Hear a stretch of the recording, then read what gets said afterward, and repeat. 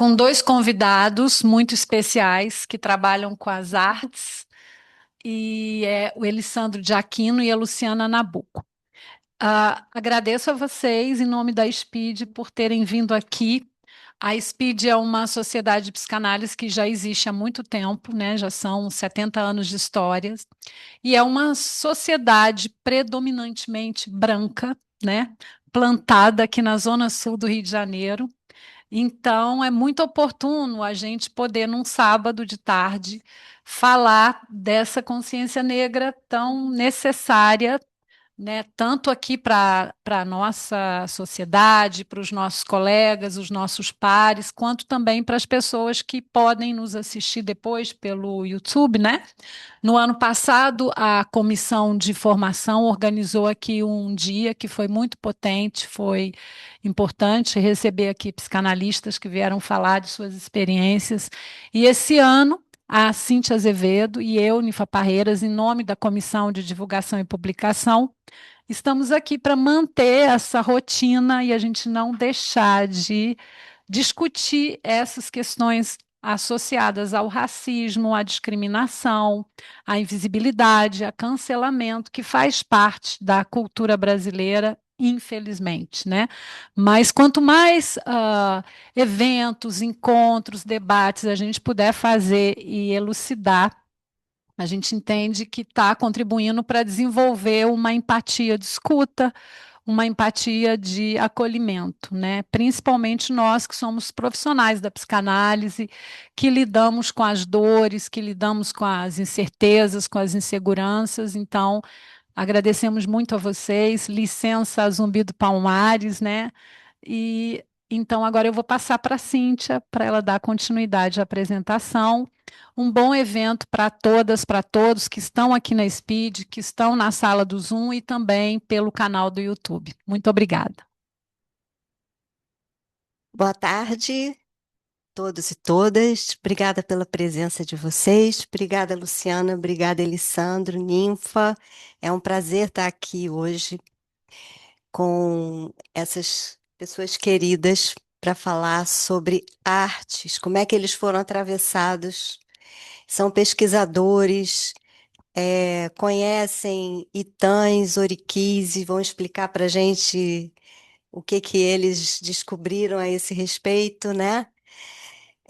Elissandro é filho de Marta e de Sérgio, neto de Maria, Secundino, Sérgio e Jaci. E é meu amigo. É professor de literatura, escritor, premiado pela Unesco com tradução em inglês e francês. Indicado ao Prêmio Shell pela dramaturgia em Eu Amarelo, Carolina Maria de Jesus. Hoje atua na direção e dramaturgia de Vou Fazer de Mim um Mundo, primeiro monólogo com Zezé Mota, e na dramaturgia sobre Mãe Senhora, filha de Oxum, é sócio da Viramundo e do Instituto João Donato. Elisandro vai falar sobre doutora Maya Angelou, doutora Maria, doutora Carolina Maria de Jesus e Oxum, bastidores e palco.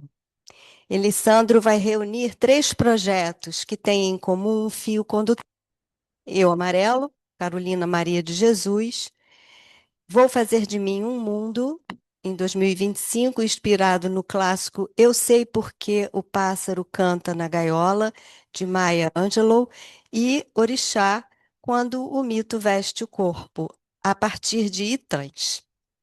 Sua fala trará as angústias do processo de criação, laboratórios e pesquisa, local por excelência do descontrole e a recepção do público ao comungar da experiência estética, que nesse caso tem a palavra como eixo norteador. Sendo assim, a palavra ponto central da nossa linha de investigação cruzará a experiência dos bastidores, mergulho, breu ou abismo, e o atravessamento do público e a comunhão ao vivenciar a experiência estética em movimentação. Luciana Nabuco, acriana, radicada no Rio de Janeiro, é jornalista, escritora, ilustradora, professora e tradutora. É a autora dos livros Ocã, A Casa de Todos Nós, Imigram Meus Pássaros, Nossas Almas Murmuram na Sombra, além de coautora da obra Nossos Passos Vêm de Longe e outras histórias ancestrais. Ela ilustrou a obra Macabeia, Flor de Mulungu, de Conceição Evaristo, e atua na área artística com educação, justiça social e direitos humanos.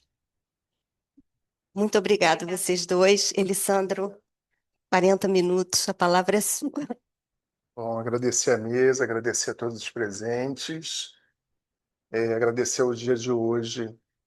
E falar de consciência negra, ao meu ver, é falar de um lugar de celebração, de festa, mas também de muita reflexão. E quando essa semana eu fiquei pensando no que traria, como faria, como introduziria, eu me vi naquele lugar muito da Cecília Meirelles, ou isto ou aquilo, né? Ou como, né? Ou começo poeticamente, ou começo com as informações que me têm atravessado ultimamente. E aí optei, não sei se é a melhor escolha, mas optei pelas duas, né? Então, isto e aquilo. Ou seja, eu tenho duas introduções, é isso que eu quero dizer para vocês. Hoje, fonte Globo News. Lei Rouanet movimenta mais de 25 bilhões e gerou 228 mil postos de trabalho em 2024, diz FGV. Bom, a Lei Rouanet, a Lei de Incentivo à Cultura do Federal, ela parece um pouco time de futebol, né? As pessoas não discutem.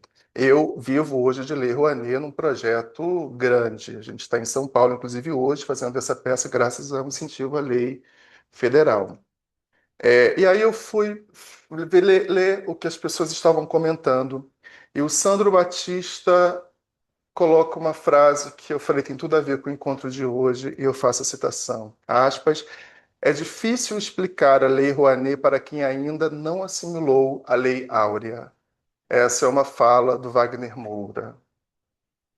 No dia 11 de novembro, terça-feira, me mandaram um link e eu abri o link. O link dizia: PM entra. Isso foi na terça-feira, dia 11. PM entra com metralhadora em escola após queixa sobre desenho. A ilustradora Lil Oliveira, que eu conheço, é uma excelente pessoa, do livro Ciranda em Aruanda, descreve no livro os 10 orixás com quem tem mais intimidade de forma tão simples quanto profunda, e faz um singelo pedido para cada um deles. O livro não foi digitado, cada letra do texto foi desenhada a pincel por Liu. Para Iemanjá, ela pede amor. Para Yansan, orixá desenhado pela pequena de 4 anos, ela pede força. Para Oxalá, pede paz.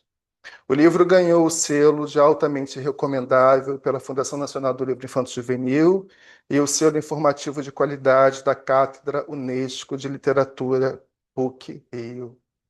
Bom, só para contextualizar o que aconteceu na terça-feira, 4 policiais da PM entraram à escola com metralhadoras porque o pai não concordou com o desenho que esta menina de 4 anos fez, que era um orixá chamado de Yansan, conhecido como Yansan, a Senhora dos Ventos. É, eu falei para vocês que eu escolhi isto e aquilo, né? Então, essas são as informações da semana, porque eu acho que, de alguma maneira, quando a gente entra no campo, e o meu campo é um campo muito da ficção, é um campo muito da fantasia, parece que essas realidades ficam muito distanciadas. E aí, quando a gente é bombardeado pela mídia, né? Eu hoje com uma citação do Wagner Moura, e na terça-feira com a ilustração da Lui, isso me parece realmente que é uma pauta e é um tema necessário para ser falado e ser discutido. Bom, agora de forma poética, que é a forma como eu gosto de começar, esse é um livro chamado Casa das Estrelas, do Javier Naranjo. Ele é ele foi um professor, ou é um professor colombiano, e ele viveu durante 10 anos anotando falas Fala das das crianças. crianças. Eu leio este livro com a seriedade de um dicionário. E aquilo que Cecília Meirelles dizia, que a criança é mais astuta do que a gente sequer possa imaginar, de fato, elas são mesmo. E eu escolhi para hoje o tema mulher, já que eu vou estar falando de Carolina Maria de Jesus, de Doutora Maya Angelou e de Mãe Senhora a partir de Oxum. Mulher, ser vivo capaz de prejudicar os demais. Isso foi dito pela Silvia Helena, 11 anos. Mulher, elas têm o poder e um homem não.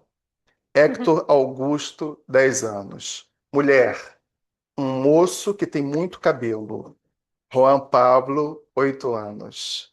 Mulher é uma pessoa que se apaixona por alguém.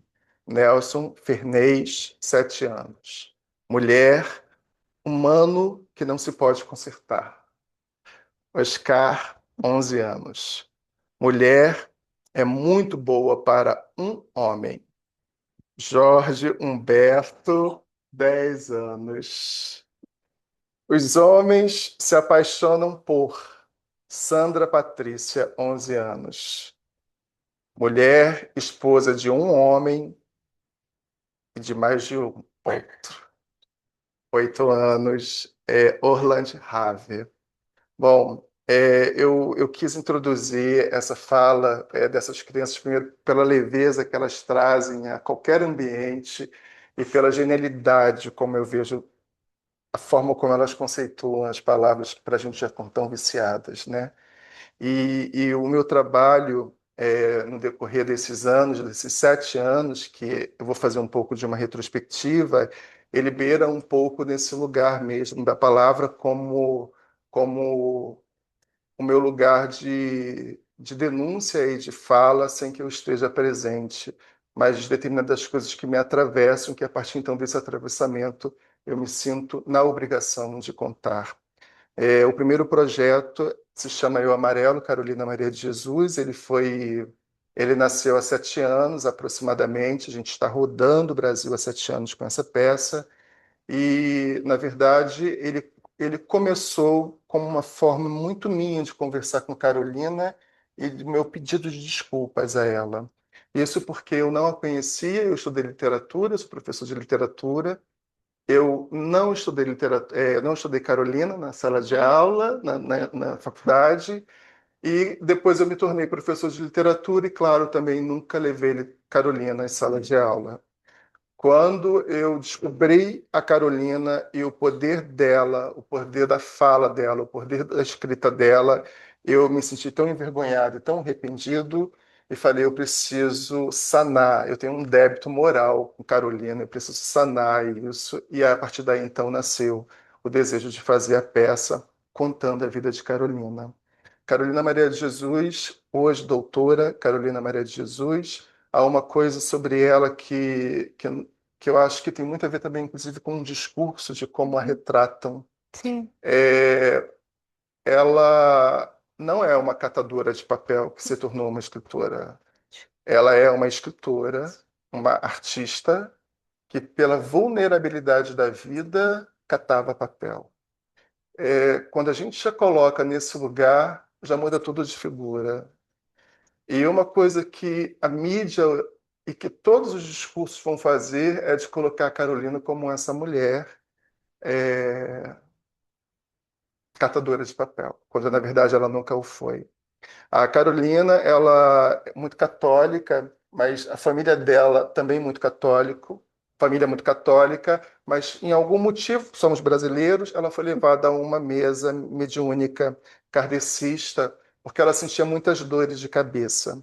E o médium olhou para ela e disse: o que esta menina tem, provavelmente foi falado para a mãe dela, por uma tia, né, para um adulto, o que esta menina tem são ideias. Ela é uma poetisa. E quando ela se torna adulta, a Carolina vai dizer: isso é muito sério. Eu sou uma poetisa. E olha só, ela não está dizendo eu sou uma poetisa numa mesa em Ipanema.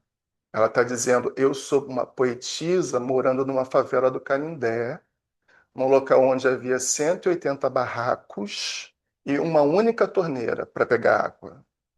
É nesse lugar que ela vai dizer: eu sou uma poetisa.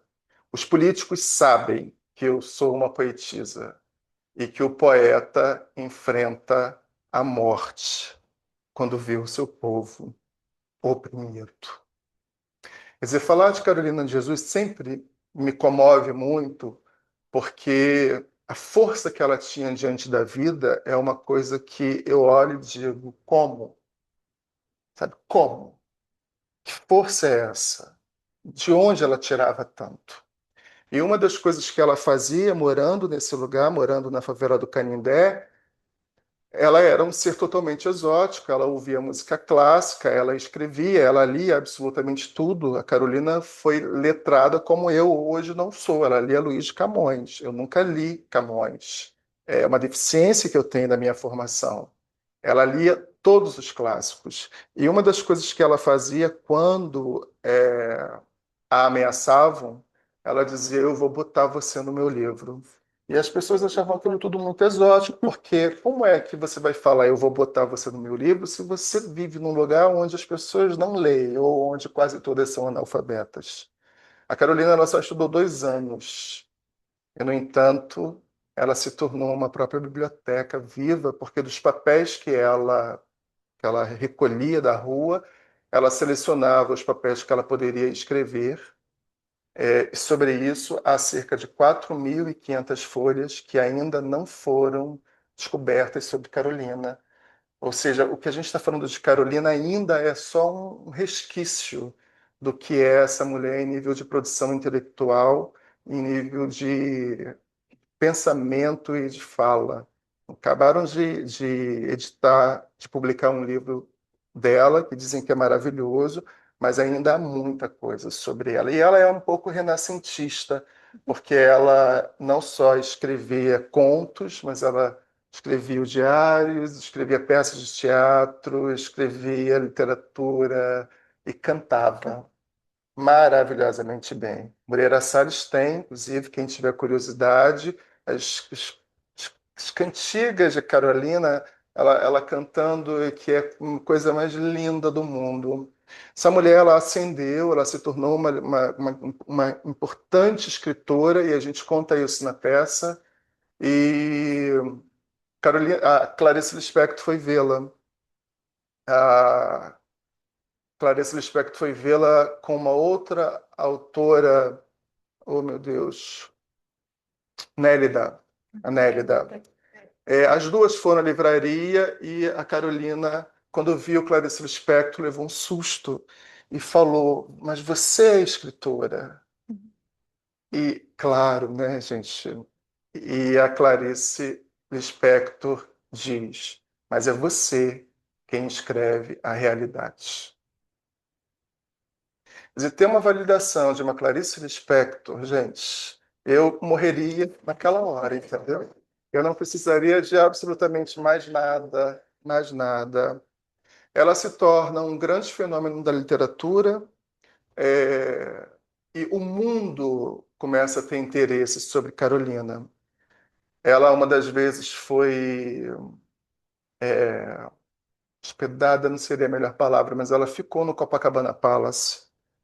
E a camareira do quarto se recusou a limpar o quarto onde estava uma mulher negra. A Carolina, ela começou a sofrer vários embates, inclusive sobre o cabelo que queriam que o alisassem. E ela vai dizer uma coisa que eu acho genial e vai ser nas palavras dela, porque, claro, que ela vai falar muito melhor do que eu, sobre cabelo.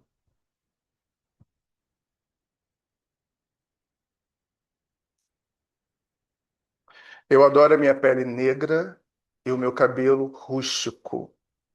Eu até acho o cabelo de negro mais educado do que o cabelo de branco, porque o cabelo de preto, onde põe, fica. É obediente. E o cabelo de branco é só dar um movimento na cabeça e ele já sai do lugar, é indisciplinado. Um dia, um branco me disse: se os pretos tivessem chegado ao mundo depois dos brancos, aí os brancos podiam protestar com razão. Mas nem o branco nem o preto conhecem a sua origem. O branco é que diz que é superior, mas que superioridade apresenta o branco? Se o negro bebe pinga, o branco bebe. A enfermidade que atinge o preto atinge o branco. Se o branco sente fome, o negro também. A natureza não seleciona ninguém. O que pertence ao universo não tem protocolo. Eu acho muito pertinente isso, porque quando é, a ABL, por exemplo, né, vai fazer algum tipo de comentário sobre Carolina, uma das coisas que a ABL vai dizer é sobre a ortografia dela, né, dos erros gramaticais de uma pessoa que só estudou 2 anos de uma escola convencional. Mas, no entanto, o que ela fala é muito, pelo menos para mim, vai muito além sobre a questão da ortografia, da questão ortográfica. E uma das outras coisas que se falam sobre ela e que Conceição Evaristo a defende veementemente é que ela vai falar muito da fome. O nome da peça que eu fiz a dramaturgia se chama Eu Amarelo. E quando eu conheci a Vera Eunice, que é filha de Carolina Maria de Jesus, ela está no livro Quarto de Despejo, ela tem 3 anos quando o Quarto de Despejo é publicado. E para mim foi muito estranho, primeira vez que eu consegui finalmente falar com a Vera, isso há mais de 10 anos.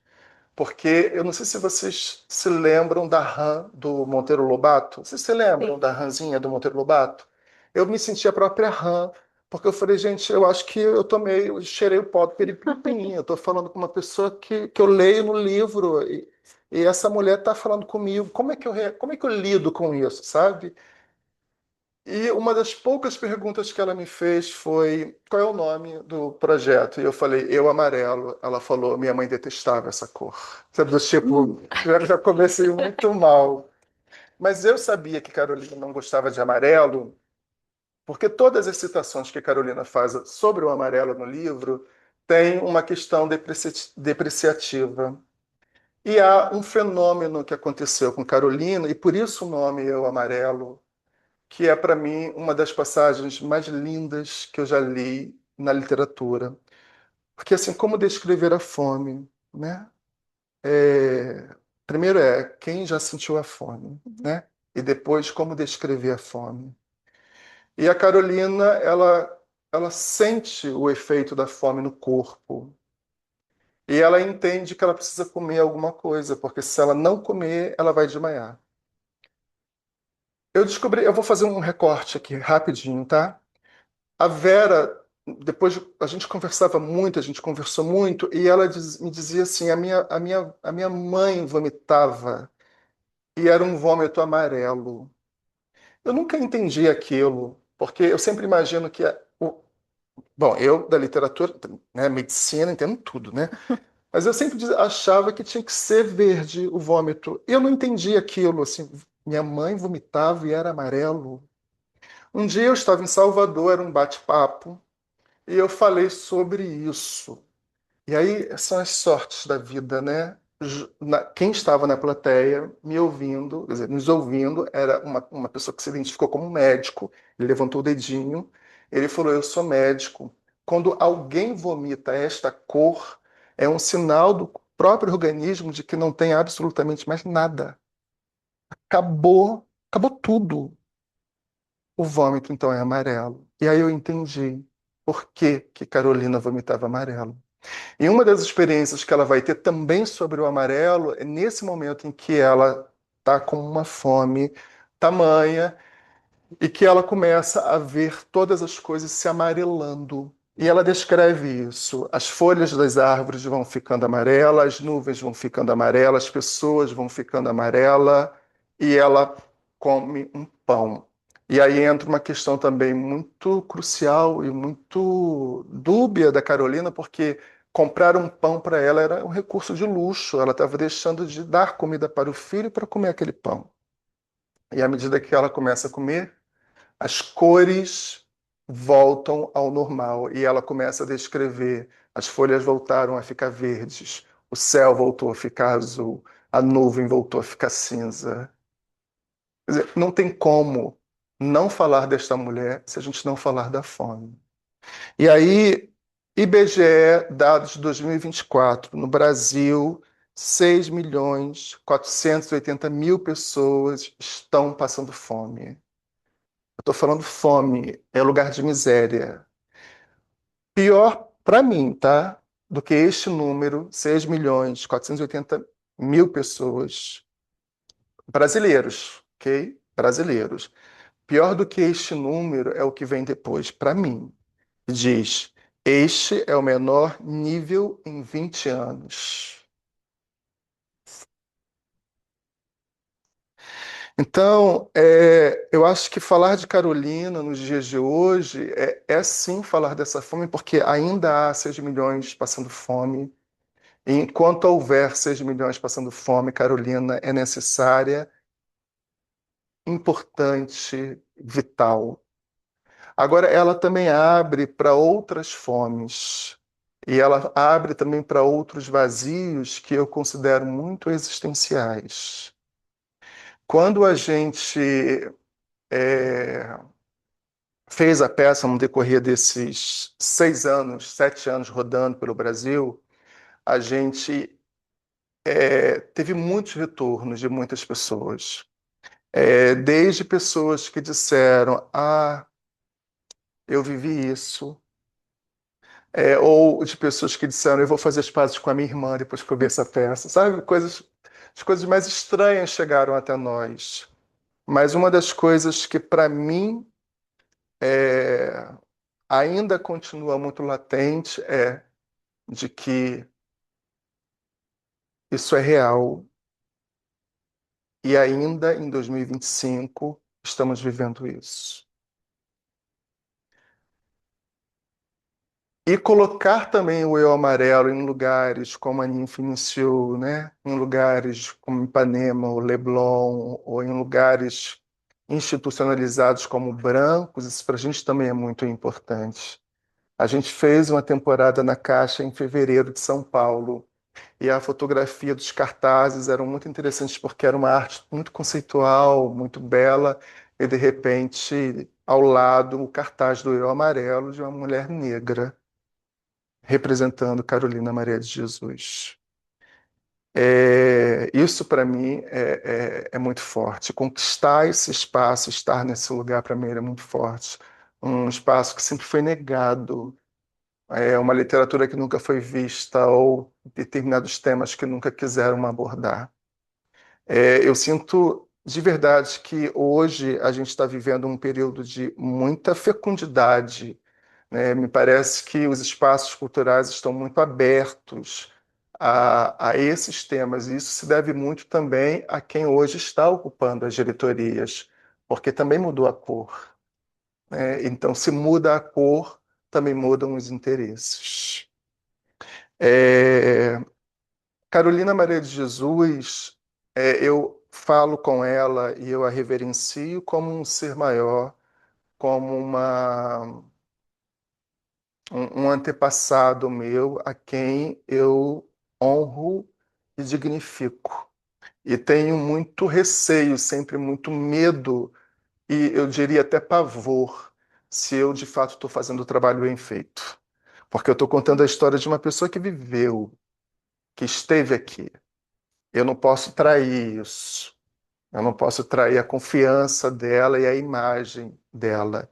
E é um episódio, só para fechar Carolina, que aí eu vou para a doutora Maya Angelou, que, que eu sou uma pessoa muito medrosa, naturalmente. Eu sou filho de Xalufã, mas Xangô me reina e todo mundo diz que quem tem Xangô é medroso, por natureza. Então, sou mesmo muito, muito medroso por natureza. Contaram. Mas o fato é que eu estava com muito medo e eu fazia a peça da Carolina sem ter ainda o aval da filha dela. A filha dela já sabia, já tinha autorizado. Quanto tempo temos? Não, é foto que ela mandou. Tá. Foi ótimo. Vão me monitorando, tá? Por favor. Mas eu precisava que a filha visse, porque a minha mãe, que Cíntia lindamente falou, se chama Marta. Se alguém falar de minha mãe, eu quero saber o que estão falando, bem ou mal, mas eu quero saber o que estão falando. Eu tinha muito esse receio da filha ver a peça. E aí, quando nós chegamos a São Paulo, aconteceu um fenômeno. A bilheteria esgotou em um tempo recorde. Quando a gente entrou na primeira semana, não tinha mais ingresso para a temporada inteira. Não tinha. Nem o próprio SESC estava conseguindo acessar peças. Não tinha mais. E aí eu tinha míseros 4 ingressos por noite, que eram assim, sabe, a dedo. Você entra. E eu guardava para a Vera, claro. Vera disse: eu vou pagar. Eu falei: de forma nenhuma, você é minha convidada, de honra, por favor. E um dia a Vera me liga, era um sábado, tipo 10 horas da manhã, ela me liga e diz: vamos hoje. Eu e mais 13. 13? Eu e mais 13. Eles alugaram uma van e eu, né, falei, meu Deus, e agora? Então eu liguei para o Sérgio e falei: pelo amor de Deus, naquele dia houve uma quebra, brigada de incêndio, colocamos mais cadeiras. Quando a família. São Paulo é diferente de Rio, né? Porque o Rio é assim: a gente vai, não tem, a gente vai para a praia, vai para o bar. São Paulo, as pessoas ficam ali aguardando até o último momento, e quando a família entrou, sabe, quase puxando cabelos. E eu falava: gente, é família de Carolina, preciso entrar, preciso entrar. E eu fiquei num ponto muito estratégico, olhando a Vera, e ao final eu perguntei se ela queria que mexesse em alguma coisa, e ela me disse que não, que estava bem retratado. E aí eu me senti muito em paz, da forma como eu apresento a Carolina Maria de Jesus. Carolina ascendeu, né? Ela se tornou uma grandiosíssima escritora. Ditadura militar, ela foi silenciada novamente e ela terminou a vida num sítio. Isso são memórias que, se Deus quiser, Vera Eunice vai escrever. Conceição Evaristo, inclusive, é uma das pessoas que incentiva a Vera a escrever. E ela terminou a vida novamente esquecida e apagada. E para fechar, Carolina Maria de Jesus e para a doutora Maia Angelou, é, eu quero ler uma mensagem de Carolina que, que eu acho que é tão grande como ela. Eu dormi e tive um sonho maravilhoso. Sonhei que eu era um anjo. Meu vestido era amplo, mangas longas, cor-de-rosa. Eu ia da terra para o céu e pegava as estrelas na mão para contemplá-las, conversar com as estrelas. Elas organizaram um espetáculo lindíssimo para homenagear-me. Dançavam ao meu redor e formavam um risco luminoso. Quando despertei, pensei: eu sou tão pobre, não posso ir a um espetáculo. Por isso Deus me envia esses sonhos deslumbrantes. Ele envia esses sonhos deslumbrantes para minha alma dolorida. Ao Deus que me protege, eu envio os meus agradecimentos. É uma poetisa, é uma poetisa, é uma poetisa. Bom, partir então do discurso de Carolina e das minhas vivências com Carolina, eu fui tendo mais desejo, mais vontade de continuar com um tema que continuasse mesmo a fala de Carolina. E aí entra um lugar de laboratório de pesquisa, eu comecei a ler tudo, e muitas coisas que me chegaram foram muito boas, mas eu tinha que ter muita humildade e de dizer assim, eu não dou conta de fazer isso. Uma das coisas que eu fiquei louco é a Ponciá, Anunciar.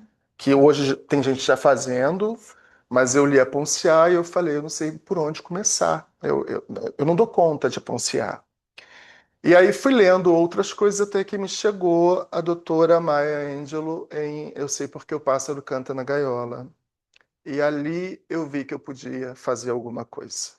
E não só esteticamente eu podia trabalhar no plano da ficção, eu poderia trabalhar com este livro, que também é autobiográfico, como também eu podia continuar o que eu queria, que era uma fala que se aproximasse a fala de Carolina com as mesmas dores, com as mesmas fomes, com os vazios existenciais e sociais.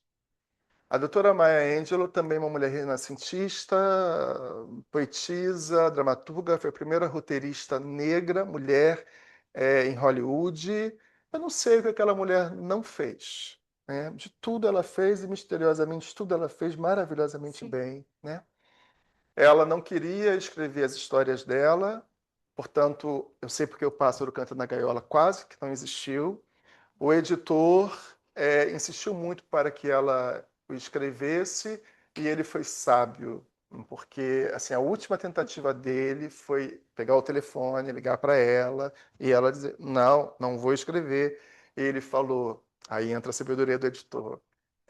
Maia, realmente é muito difícil a gente escrever uma obra que seja autobiográfica e ao mesmo tempo uma literatura. E aí isso a provocou num lugar. Ela pegou a Bíblia, ela pegou um dicionário, foi para um hotel e de lá ela escreveu o Eu Sei Porque o Pássaro Canta na Gaiola. Quer dizer, essa mulher, ela tinha tanto para contar que um livro não bastasse para fazer sua autobiografia. Ela escreveu 7. A gente se concentrou no primeiro livro, que vai dos 3 anos até os 16 dela. E na peça, a gente vai dos 3 anos até os 12. Então a gente corta mais ainda. Vou ser muito breve na minha história sobre a doutora Maia. Ela foi mandada para a casa dos avós aos 3 anos de idade, porque os pais se separaram. Então os pais se separaram, disseram para onde que Maia vai? A Maia vai morar com a avó no Arkansas. Colocaram uma pulseira com o nome dela, dizendo: favor entregar para fulano de tal. E assim ela embarcou num trem com um irmão que era um ano mais velho do que ela. Ou seja, eram 2 crianças, uma de 3 e uma de 4 anos. Ainda tinha que trocar de trem. E eles ainda trocaram de trem e chegaram. Lá, essa menina foi criada pela avó Moma, que a chamava de irmã, e ela chamava a avó de irmã, num local onde havia uma ação sobre o que é branco, sobre o que é ser branco, e uma ação sobre o que é ser negro muito forte, muito enraizado. Tanto que em alguns momentos o tio dela tinha que dormir num local coberto por batatas. Isso porque quando uma mulher era estuprada ou qualquer coisa do gênero, sempre pegava um homem negro como um bode expiatório. Não estou dizendo aqui se era ou não, tá? Não é aqui o tema da questão. Mas o xerife ia à casa da Moma e dizia: esconda o tio Willie.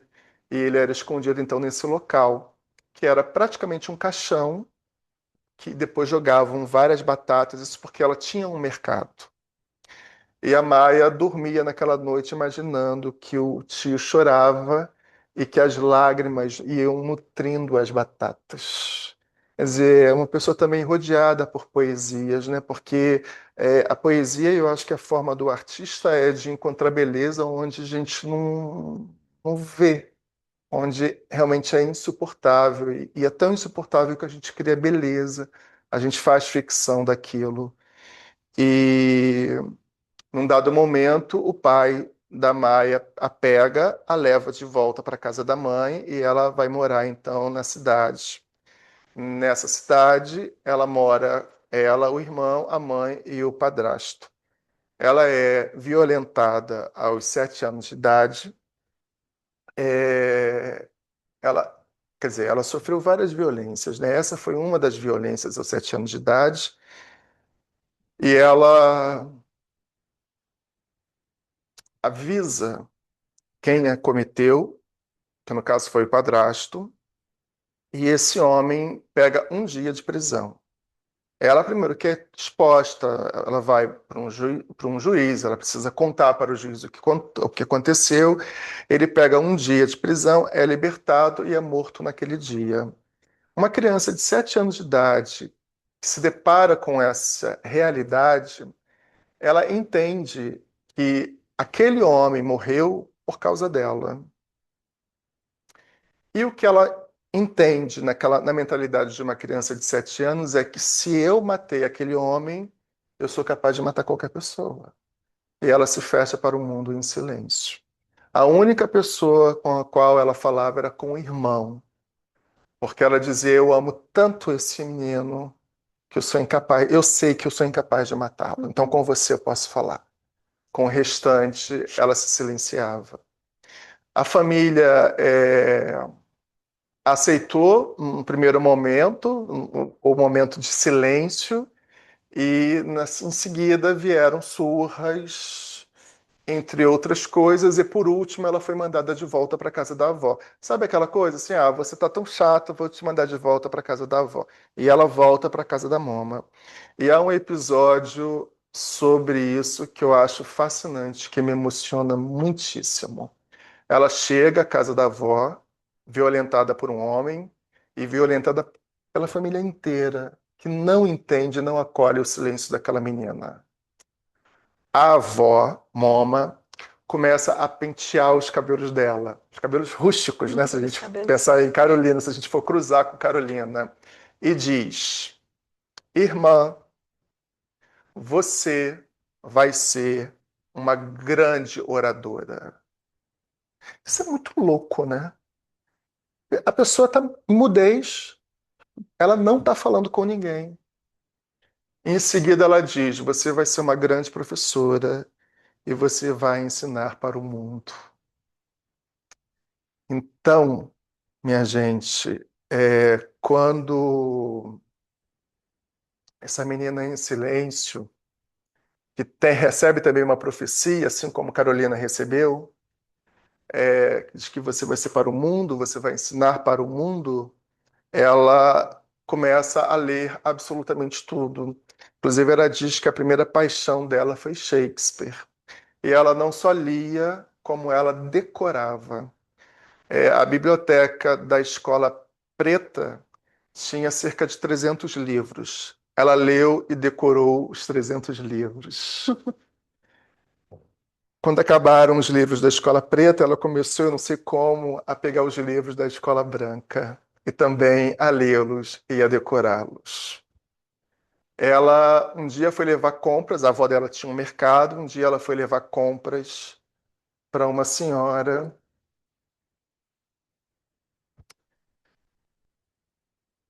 Só um pouquinho. Ela foi levar compras.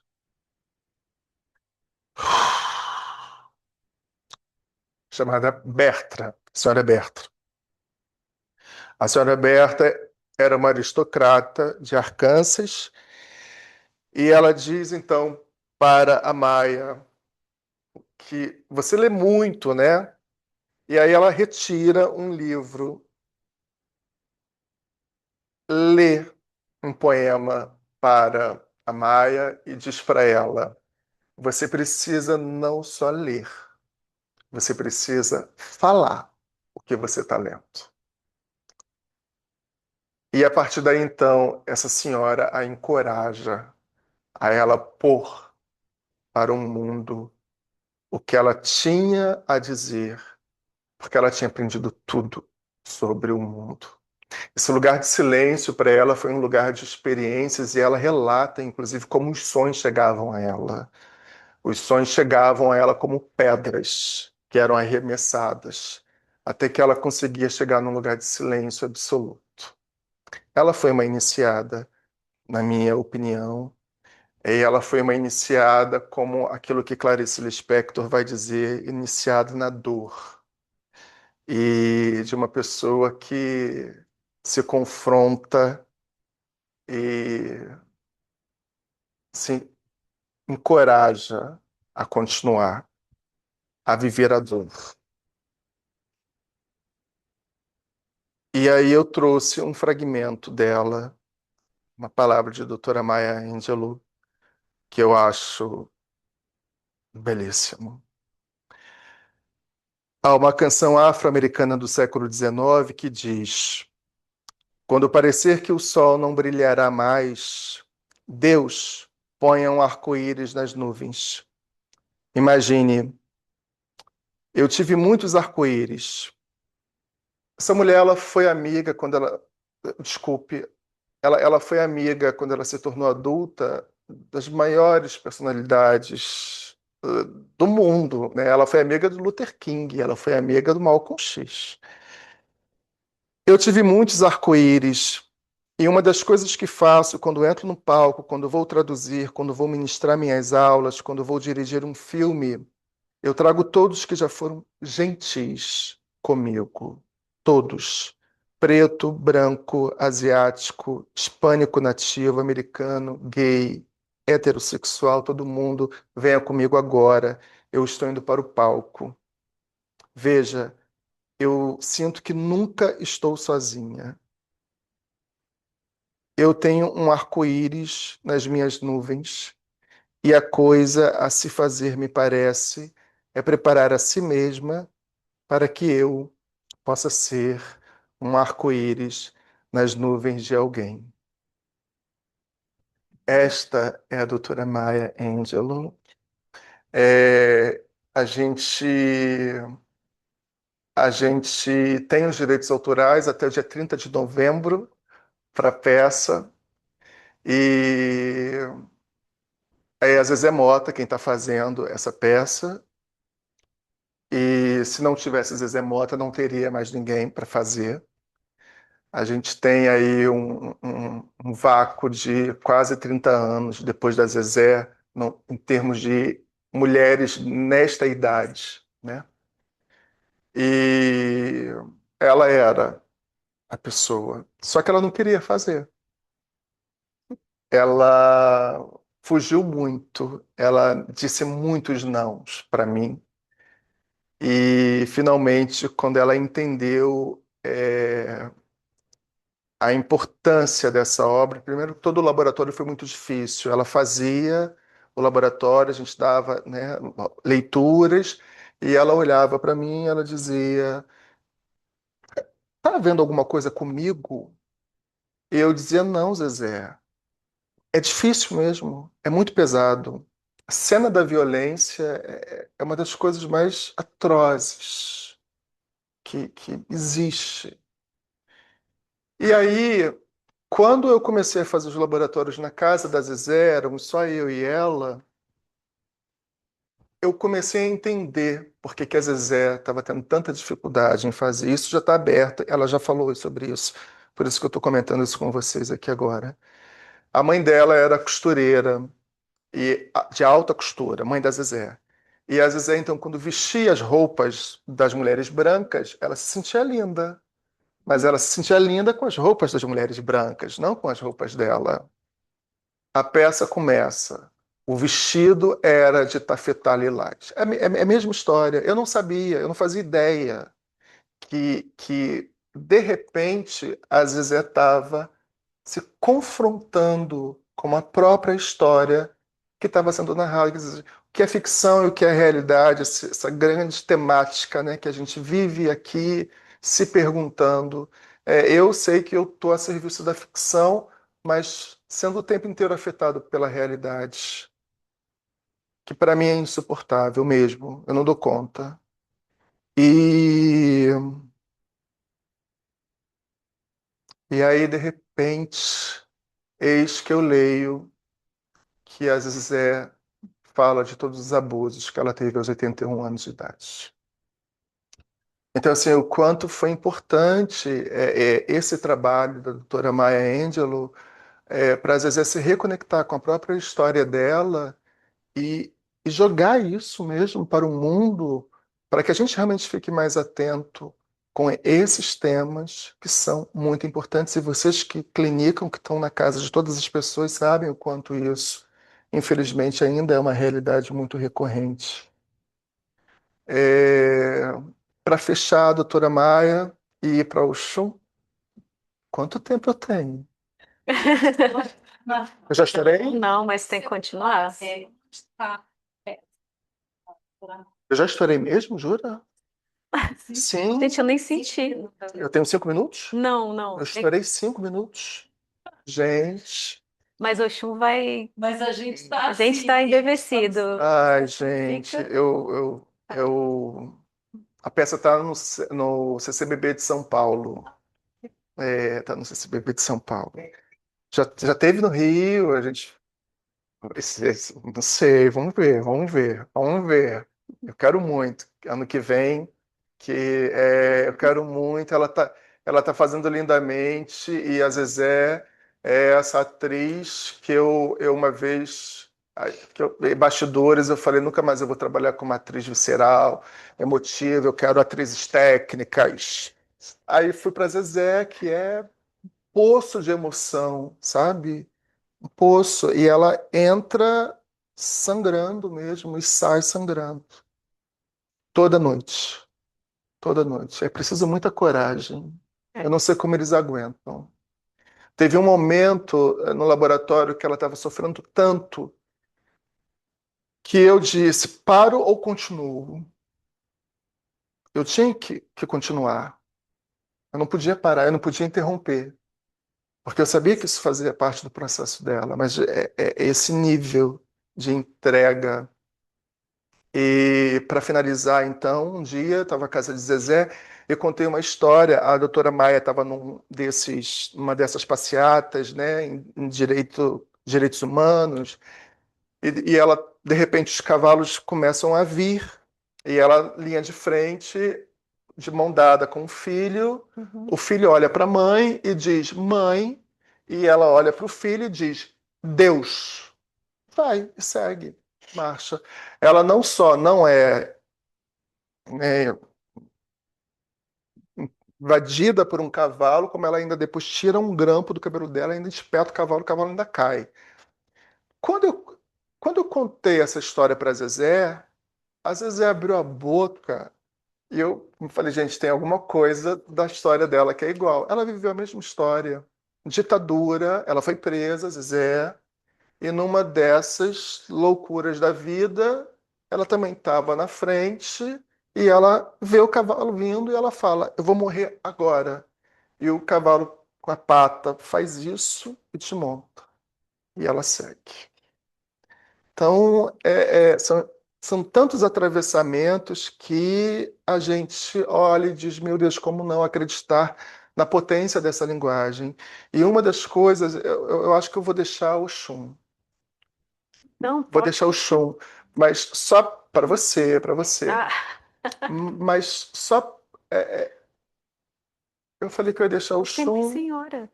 Mãe senhora. mãe senhora, mãe. Não, tem que falar de mãe senhora.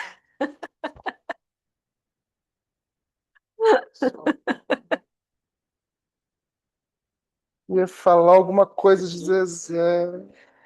Oi. Eu tô tenso, gente, eu tô tenso. Tá É, linda, Alessandra. é tudo muito forte, é tudo muito forte. Ah, me lembrei, obrigado, quem falou é tudo muito forte. Porque a gente, numa das vezes que a gente estava em processo, às vezes é muito desconfiado de todo o processo, desconfiado de mim, a gente que esse cara louco está fazendo um projeto desse. Ela, ela ficava, eu ficava ao lado dela, a gente fazia o cenário como é, né? Assim, é meio que um valendo, tem nada. Mas a gente fala, às vezes, aqui tem a plantação de algodão, tá aqui, não tinha nada. Ah, aqui tem, tá? Às vezes é aqui onde você vai ficar, aqui são os músicos. Então a gente constrói um valendo para que o espaço começa a se formar mentalmente, né? E aí, uma das vezes, ela segurou na minha mão e disse, olhando no fundo dos meus olhos: Você acha que alguém vai gostar disso? E eu, que não sabia, porque eu nunca tinha feito a peça, né? Olhei para ela e falei, vai, Zezé, claro, vão gostar sim, vão gostar sim. E aí o que eu quero fechar é do impacto que isso tem gerado e ter uma Zezé abertamente falando sobre esses temas, porque a gente tem vivido muita gente que depois vai dar o depoimento, quando a gente abre um bate-papo, assim como Carolina, do que foi violentada, de como foi violentada, das mulheres que choram. Eu soube de uma mulher que viu a peça um dia e na semana seguinte levou o marido. Isso me contaram. E ela, ao lado, né, dele, disse assim: Você vai ver a peça, depois a gente vai conversar. Não sei o que depois rolaria sobre isso, mas o que para mim é importante e para Zezé também é o quanto esse espaço é capaz de comover, é capaz de falar das dores, e a gente então expondo as nossas dores, pelo menos eu acredito, tem uma tentativa de a partir daí criar esse grande buraco de dor, de ferida, para a partir daí então a gente fazer os ungüentos. Essa palavra ainda existe, né? Sim. Antiga, né? Eu adoro essa palavra. Se bom. Fazer esse curativo.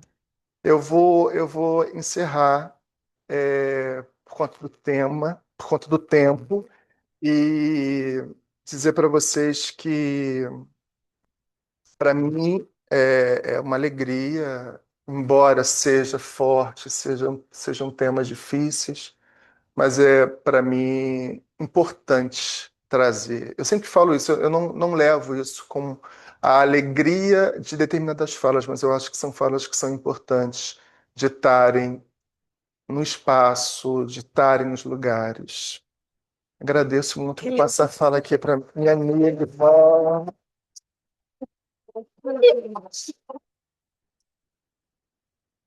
Ela tem um olho lindo, gente. Lindo. A Nossa, eu fiquei luz. emocionada, viu? A luz que sai. Emocionada mesmo. Eu também Muito fiquei. emocionada e agradeço muito, Ninfa, obrigada, porque Ninfa proporcionou esse encontro, né? E Cíntia, muito agradecida mesmo, e vocês, né, que estão também do outro lado. E o Homem de Oxalufon, então, né? Eu sou fã. Então, o Homem de Oxalufon. E inicio, então, essa fala de hoje, honrando essas Iabás, né? A gente, no, eu sou iniciada no Candomblé desde 2013, no Candomblé por uma mulher muito iluminada que já se encantou, chamada Marta. Marta de Oxoguian, Papai Marta, né? Porque no Candomblé, quando você tem santo homem, se fala-se papai, né? Mesmo sendo gênero feminino.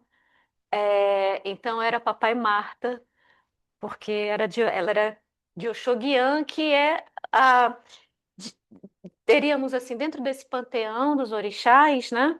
Oxalá se divide, vamos colocar assim, em dois, né, em duas vertentes, que é o Xalufon, que seria o Oxalá mais o antigo, e o Xoguian, que é o Oxalá guerreiro, né, o senhor do pilão, né, o comedor de inhame. E o Xalufon, o grande senhor do Orum e do Aiê, porque ele carrega em si o Opachorô. E eu sou iniciada para Nanã. Então, estou aqui com o Xalufon e por isso, então, eu gostaria de dizer sobre essa criação, que foi uma criação em conjunto de Oxalá e Nanã, criaram o ser humano, né? Quando Olodumare, o grande senhor, a grande divindade, geradora do universo e envia seus filhos, né, para formarem a Terra, Oxalá muito teimoso, vai e fala assim, não, vai criar o mundo.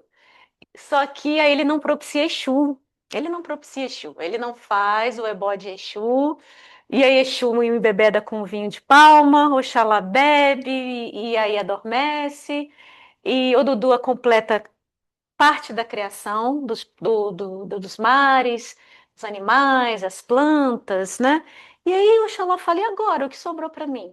Aí ele vai ao seu pai, Olodumare, e fala, pai, acabou, né? Porque o Dudu completou o resto. O que que eu tenho que fazer agora? Essa terra já está feita, está completa, está criada, está linda, está habitada. E Olodumare fala agora: desça novamente e faça a sua maior criação, que é o ser humano. E aí ele propicia Exu, Ele vai à Terra e aí ele vai tentar fazer esse ser humano.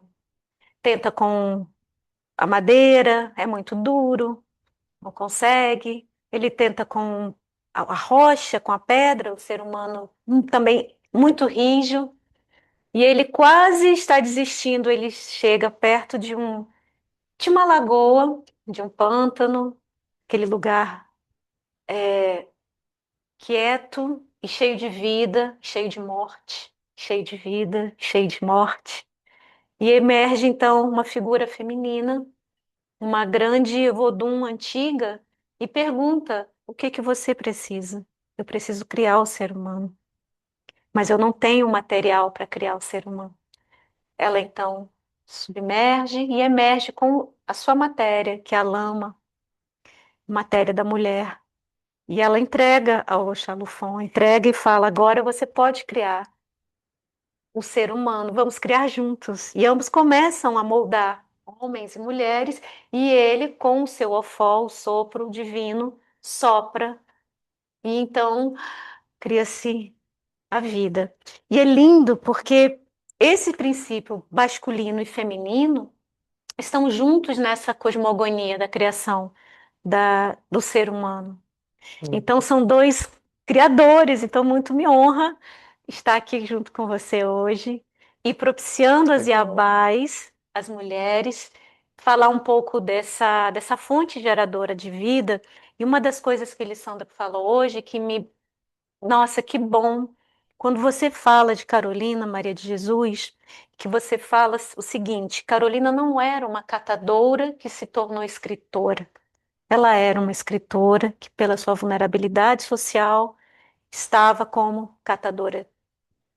E isso é algo que a gente, na arte, na história da arte, e principalmente numa visão muito eurocêntrica da arte, foi se criado denominações, né? Então, por exemplo, a arte primitiva, ou arte naif, que é a arte ingênua, sempre foi designada para os povos africanos, os que não pensam, ou os ingênuos, né, que seriam as crianças, ou artistas que eram naífes porque eles não tinham talvez um pensamento, né, eles não sabiam pensar, eram como criancinhas, né, então é um ingênuo, né, é um primitivo, então o Heitor dos Prazeres foi considerado, classificado como artista primitivo.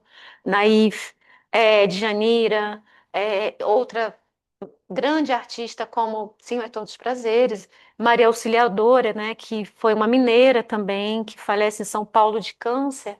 Maria Auxiliadora, ela tem uma obra vastíssima sobre parte social, sobre os orixás. Infelizmente, ela tem um câncer. E é interessante isso, né? Porque quando ela começa enfim, ela se torna conhecida através de curadores, enfim, estrangeiros que levam, né, as telas de Maria Auxiliadora para fora do Brasil. Ela já é adoentada, mas persiste, segue, mas também considerada primitiva. E aí eu fico sempre batendo um pouco nessa tecla com um ranço, assim, não da palavra, tipo assim, bom, então se eu sou primitiva e selvagem, vamos devorar todos eles e vamos engoli-los. Antropofagia. Antropofagia, tupinambá, e vamos então assimilá-los, melhorá-los e devolvê-los, né, de uma outra forma. Então eu fico muito feliz assim, fiquei muito feliz porque é algo para mim muito importante, porque eu falo assim, mas por que que somos primitivos? Por que que determinado artista ele é considerado selvagem, primitivo ou ingênuo, né? Assim como sempre também classificam Carolina e, enfim, outros tantos como ele é autodidata. Ele, né, é um artista. Maria Auxiliadora, inclusive, vocês podem pesquisar, é uma artista autodidata. Eu falei, não, ponto, ela é uma artista, ela é uma pintora, ponto, né? Então, isso é muito, muito importante para mim. E propiciando a essas Iabás e Oxum, né? Oxum, né, que está muito presente, veio muito forte esse ano, apesar, eu sou filha das águas, dessas águas de Nanã, Mas nós entendemos, por exemplo, no candomblé e nas tradições afro-brasileiras, que nada é feito sem a água.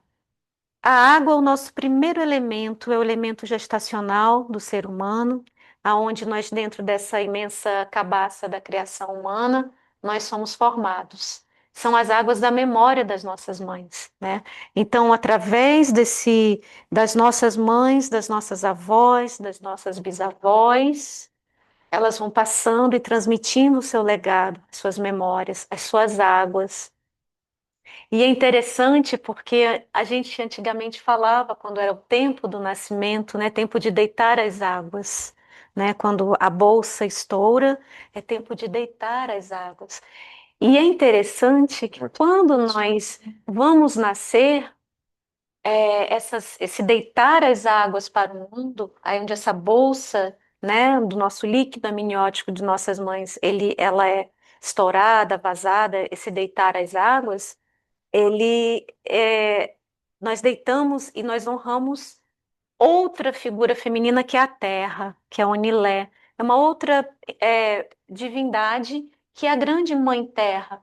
Para muitos povos, muitas culturas, tanto indígenas, tem povos pré-colombianos, né? E também que falam o seguinte: quando nós morremos, o ritual da morte, da devolução do corpo, né, novamente à terra, ele não volta para a casa do pai, ele volta para a casa da mãe, porque é a casa da memória, dessa memória amniótica das águas. Então, o ritual do enterro, o corpo é enrolado, isso são povos da Colômbia, indígenas. Ele é envolto com finas, enfim, linhos, né? E ele é levantado 9 vezes antes dele se deitar à terra, como uma lembrança novamente da gestação, do período gestacional. E é aspergido tinta vermelha. E é interessante porque o pigmento ocre, né, o pigmento ferruginoso, vermelho, foi um dos primeiros pigmentos que a humanidade utilizou desde a era do Paleolítico para fazer suas pinturas rupestres. É um dos primeiros pigmentos, porque é orgânico, mas é o ocre. Então, vocês podem observar nas cavernas em Lascaux, nas grandes cavernas argentinas, o vermelho, né, o ferruginoso, é o ocre. E, ao mesmo tempo, muitas estátuas mexicanas, enfim, astecas, o nosso pigmento urucum, que é um pigmento orgânico também utilizado pelos povos indígenas, né? é, Remete a essa vida, ou seja, remete a esse útero feminino que sangra, né? A menstruação, a cor do sangue, né? Mais uma vez, outras formas de rio, outras formas de memória. Quando eu estive agora eu sou ruim assim de tempo, mas acho que foram 1 ano ou 2 anos atrás. Eu sou do Acre, né? E eu recebi um convite do fotógrafo indigenista o Renato Soares, e nós fomos ali ao sul do Xingu, na região numa reserva Caiapó.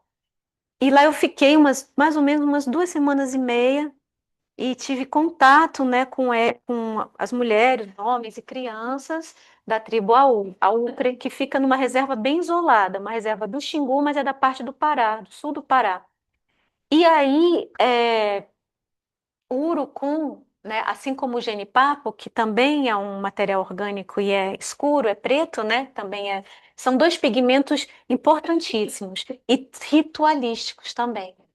Quando você nasce, né, a criança ao nascer, a criança cai a pó, ela precisa ser pintada para que ela então possa se tornar gente, se tornar um ser humano. Nossa. Ela é o símbolo é a primeira pintura.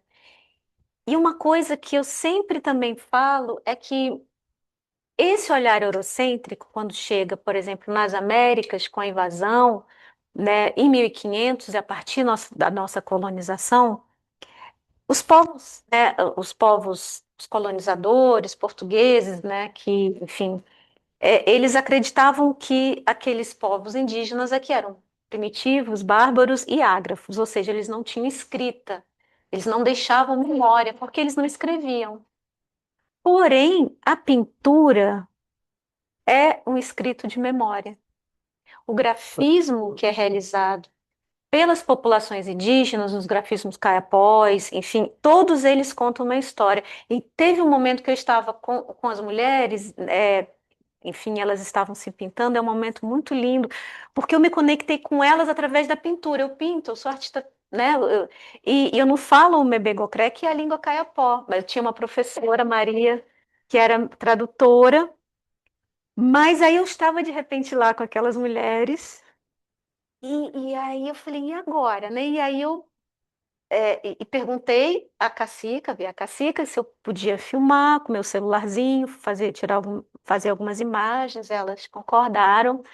E era um momento muito íntimo e muito bonito. Um momento, sabe, do feminino ali, reunido, e elas se pintando. E aí até que elas me pintaram também. E elas começaram a falar comigo. E eu não entendia, né? Porque elas estavam falando comigo como se eu falasse o bebê Gocré fluente. Fluente. E aí até que eu fui entender que elas estavam perguntando se eu tinha filhos, se eu já fui casada, se eu era viúva, se...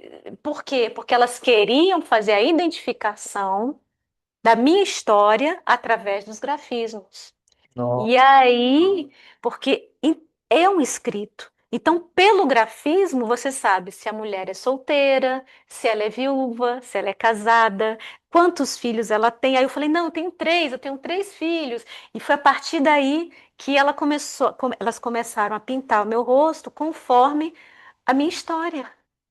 A minha história estava sendo pintada. E teve um momento muito bonito que foi do genipapo, isso eles pintando com genipapo. E a mulher caiapó, a gente fala que é a grande artista, porque é a mulher que tem a mão escura do negrume do genipapo, que mancha, né? Fica sempre umas 2 semanas, mas como elas estão constantemente pintando, aquela mão sempre fica o negrume do genipapo. É muito lindo.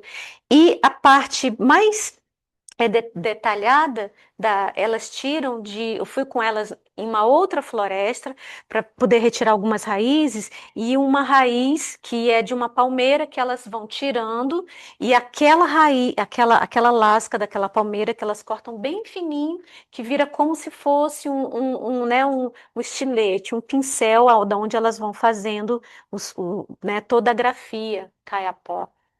E, e aí teve um momento que eu estava lá com uma delas, e aí a mulher caiapó é sempre o urucum, o genipapo, né, os cestos, os filhos e o facão. Essas mulheres do facão, elas têm o facão porque elas vão para a floresta, são elas que fazem, né? Então o facão é da mulher caiapó, né? E é um instrumento de trabalho delas. E aí ela ali me apontando o facão e o genipapo para eu cortar, porque ela iria me mostrar como fazer a mistura. Elas misturam com carvão, também vão na floresta. E aí, naquele momento, eu estava até então aprendendo. Aí teve uma hora, ela me pintou, aí ela me deu o graveto, né? E falou: agora é você, vai fazer em mim. Eu entendi, eu falei: agora você? Qual é essa história? Eu falei assim: como assim? Eu vou pintá-la? Caramba! Quando ela me deu, ela me entregou para que eu pudesse, né, também fazer a pintura nela. Eu falei: agora a nossa comunicação, agora eu fui iniciada. Foi um ritual de aceitação. Sabe? Foi como se ali eu tivesse agora você. Aí depois elas queriam me raspar o cabelo, porque as mulheres caipós fazem, né? Tem todo um. E aí eu falei assim, não, mas agora eu acho que eu falei assim, puxa, eu não sei se eu consigo ter essa honra agora nesse momento, porque era muita coisa para mim, era muita beleza que eu estava vivenciando naquele momento. E aí eles me deram um nome também, Caiapó, né, que eu recebi. E foi muito lindo isso. E me lembrou, obviamente, a raspagem do cabelo, que eu não realizei naquele momento, porque eu queria retornar ainda. Eu falei, eu vou retornar, e quando eu retornar, nós iremos fazer. Com a própria raspagem, né, dos cabelos também na hora da iniciação, nos rituais afro-religiosos, né? E aí, mais uma vez, a gente percebe que todo esse olhar eurocêntrico, né, que é um olhar que tem essa, às vezes, muito fetichizado em função de culturas que ele desconhece, assim como ele fala, esses povos são ágrafos, esses são primitivos, eles não têm filosofia, eles não têm história, eles não têm memória, eles não registram nada. E aí você vai percebendo que, por exemplo, quando há a iniciação no candomblé e você é pintado, você passa por uma transformação, né? Ou seja, o seu vodum, ou o seu inquice, ou o seu orixá, dependendo da linha, né, do candomblé, porque nós sabemos hoje que há três grandes, vamos assim dizer, matrizes, né? Que é a matriz Banto, Angola, né? A matriz Queto, a matriz Jeje. Então, para cada uma dessas matrizes maiores que se sistematizaram no Brasil em religião afro-brasileira, há iniciações a serem feitas. E essas iniciações também são cátedras, como nós, quando nós entramos nas universidades, nos formamos, aprendemos, há uma hierarquia, há um aprendizado, e da mesma forma, né, o candomblé, que foi, digamos assim, instituído por mulheres, né? A mãe Marta falava isso para mim, Luciano, o candomblé é das mulheres, Mas é mesmo. são as grandes elorixás, apesar de todo respeito aos babás, né? Mas ela falava, sempre reafirmava o candomblé das mulheres, né? A força do feminino e da mulher, ou seja, a força dessas águas femininas.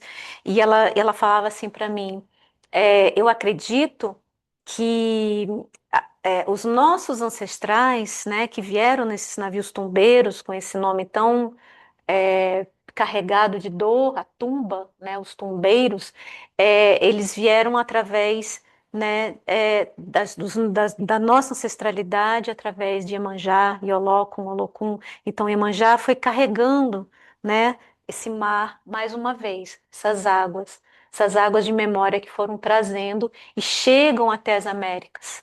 E aí, a partir de então dessa chegança desses navios, a gente sabe que, por exemplo, o Brasil foi o maior país, né, que recebeu o Rio de Janeiro escravizados das Américas.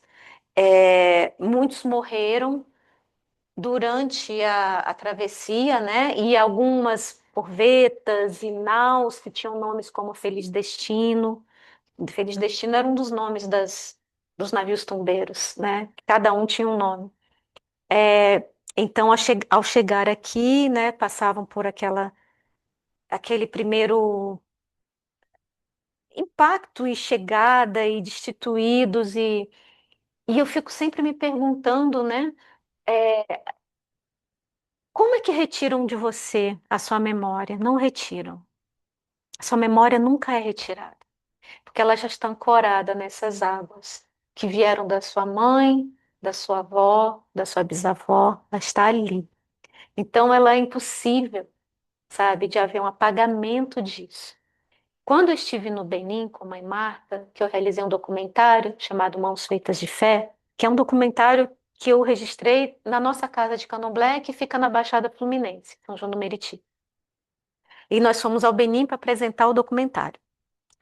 E foi interessantíssimo, porque quando nós chegamos lá, ou seja, o lugar, um dos entrepostos, né, dos navios era ali naquela região, África Ocidental, Benin, antigo Daomé, então era da onde seguiam muitos navios, né, que já regimentavam pessoas de várias partes de África. E aí nós fomos em algumas localidades ali e ali, né, onde é a parte de Cotonou e dá, então, a todo aquele perto da praia. Hoje não existe a árvore original, mas há um monumento, que é um monumento que representa a árvore do esquecimento, né? Ou seja, onde você precisava dar, né, 7 voltas, né, e 9 voltas, homens e mulheres, para que eles se esquecessem das suas vidas, dos seus é, é, é, parentes e que eles pudessem embarcar e a partir daí não levassem nada com ele, mas o carrego já é levado. Tanto é que quando chegaram aqui, assentaram tudo de novo. Eu falo que essa terra é um assentamento banto, tupi, yorubá, jeje, né, árabe, judeu, porque portugueses que vieram daqui eram portugueses de uma influência extremamente moura, de quase 1000 anos né, de árabes, né, em Portugal.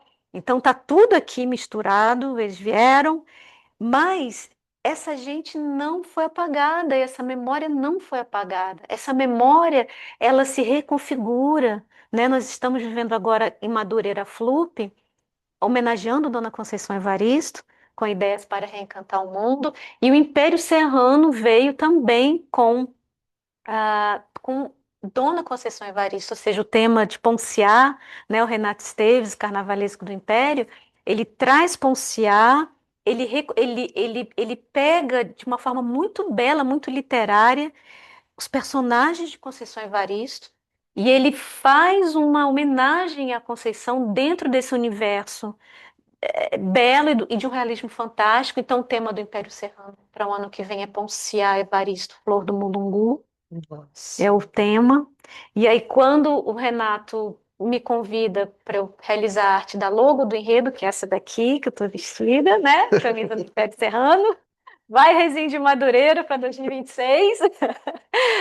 E aí foi uma grande responsabilidade, porque, primeiro, fazer algo para honrar uma escola de samba, que é a raiz dessa negritude, toda escola de samba, né? Não tem jeito. Uma escola de samba é o quilombo assentado, né? E o samba é a macumba, como diria todos os prazeres também. A gente não vamos dissociar isso, é impossível. O tambor, mais uma vez, como o Simas fala, é a gramática dos tambores. Tudo tem grafia ali, tudo tem escrito. Então, o samba é negro, a escola de samba é negra, sabe? São as grandes forças da memória dessa gente que percorreu esse oceano. E que, como diria Conceição Evaristo, né, a gente combinamos de não morrer, né? A gente combinamos de não morrer, porque nos querem aniquilados, mas nós vamos sobreviver a esse aniquilamento através da cultura, porque isso é interessante no Brasil, porque nós vivemos um país que é um país racista, é um país reacionário, nós sabemos de todas as condições, né, da nossa colonização. É, eu, por exemplo, que venho do norte, minha família materna é do Acre, a família paterna é do Pará, minha mãe é nascida em Seringal, em Tarauacá, aprendeu a ler e escrever com 12 anos, sabe? Então, foi uma mulher que avançou também, já é falecida, faleceu, enfim, um pouquinho antes da pandemia, mas se tornou advogada e lutou pelos direitos indígenas, faleceu em Roraima, foi uma das pessoas que movimentou essa parte das lutas, né, para a demarcação da Raposa da Serra do Sol e aquelas coisas todas. E aí eu falo assim, mas foi uma mulher, uma menina que nasce no Seringal, dentro de onde se não tem o que comer também muitas vezes era o que a gente chama de chibé, que é a farinha misturada com água para comer. E é isso. E vamos viver, e vamos sobreviver, e não vamos morrer, sabe? E aí você. E essa coisa e o sonho, a memória do sonho, que é essa memória ancestral das nossas mães, né? Dessa cabaça gestacional, é a memória desse sangue, é a memória do ocre, é a memória da tinta negra do genipapo.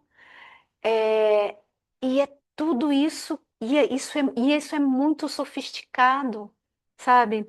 É por isso que eu não me conformo com uma visão muito que sempre foi imposta como se o samba é coisa de gentinha, né? É gentinha, sabe?